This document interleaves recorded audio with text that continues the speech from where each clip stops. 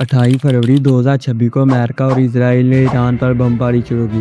Day 11 of the US-Israel war on Iran and the stakes just jumped dramatically. लेकिन ये अचानक नहीं हुआ। ये कहानी 70 साल पहले शुरू हुई थी। 1953 में ईरान ने अपना तेल बरतानवी कंपनी से वापस ले लिया। अमेरिका को ये पसंद नहीं आया। CIA ने मदाखलत की और हुकूमत बदल दी। ईरानी को ये बात कबूल नहीं थी और वो इसे कभी नहीं भूले। 1979 में बड़ी तब्दीली आई। खैमेनी आए और अमेरिका के खिलाफ हुकूमत बन गई।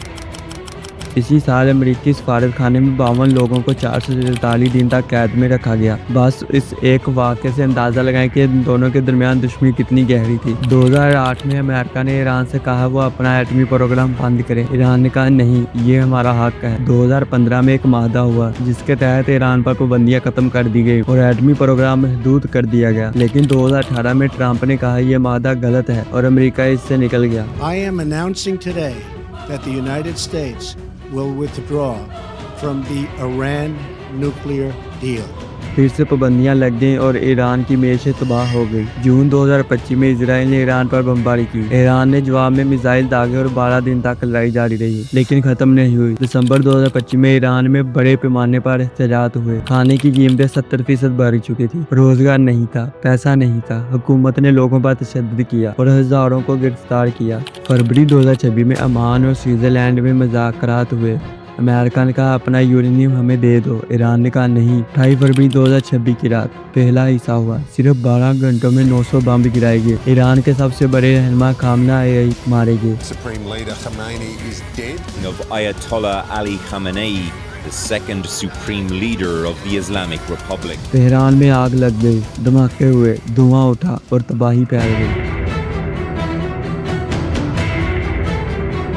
ईरान ने जवाब दिया। मिसाइल और ड्रोन कतर, बहरान, कुवैत और मुत्तहदा अरब अमारात में अमेरिकी अड्डों पर भेजेगी। दुबई में एक होटल तबाह हुआ, तेल में आग लगी और एक शख्स हलाक हो गया। दुनिया के लिए सबसे बड़ा मसला आबनाए मर्ज था। ये एक बहुत तंग समुद्री रास्ता है जहाँ से दुनिया का 20% तेल गुजरता है। ईरान ने कहा ये रास्ता बंद है, कोई जहाज नहीं आ सकता। तेल की कीमत जो पहले $70 फी बैरियल थी वो $150 तक पहुँच गई है और शायद $200 तक भी जा सकती है। लोग सड़कों पर निकल आए, बैंकों में लंबी कतारें लग गई। लोग अपना पैसा निकलाना चाहते हैं। अगर 30 दिन ये रास्ता बंद रहा तो पूरी दुनिया में महंगाई और गुर्बत में इजाफा हो जाएगा। खाना महंगा, बिजली महंगी, गाड़ी महंगी, सब कुछ महंगा। ताकत का फर्क देखें। ईरान के पास 6,10,000 फौजी, अमेरिका के पास 13 लाख फौजी। ईरान के पास 2000 मिसाइल है लेकिन अमेरिका के पास इससे भी ज्यादा और 11 बड़े बहरी जहाज भी हैं। ईरान ने 43 इराकी तैयारे खोए, अहम इमारतें तबाह हुई और एटमी तजियादात को नुकसान पहुंचा। अमेरिकी नुकसान कम हो रहा। मेशत का फर्क और भी बड़ा है।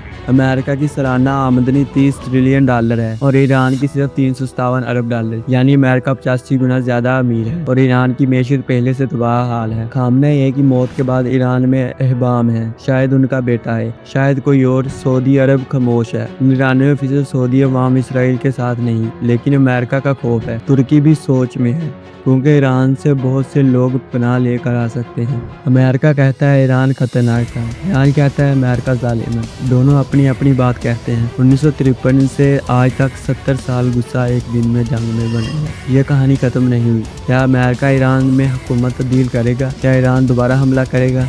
यह सब अभी सामने आना है। खुदा हाफिज।